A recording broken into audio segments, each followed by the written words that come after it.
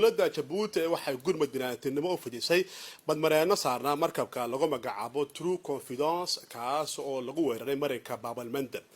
howlgalka bini'aadantinimada ee samata bixinta dadka markabka saarnaa ayaa waxaa xukuumadda Jabuuti ay la kaashatay markabka lagu magacaabo Star Colta oo laga leeyahay dalka Hindiya. badmareenada markabka True Confidence oo dhibaato ay ka soo gaadhay marinka Bab el Mandeb waxaa la soo gaarsiiyay marsada jamhuuriyadda Jabuuti waxaana halkaasi lagu sameeyay gurmad degdeg oo taabanaya dhinacyo kala duwan. howlgalka gurmadka badmareenadaasi loo sameeyay ayaa waxaa gudoomiyaha maamulka marsooyinka iyo goobaha ka caagan cashuuraadka gudoomiyaha Abubakar Cumar Xaddi waxaana u joogay wasiirka caafimaadka Dr. Ahmed Roble Abdille.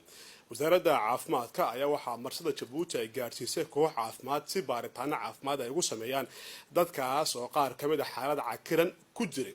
badmareenadaas ayaa waxaa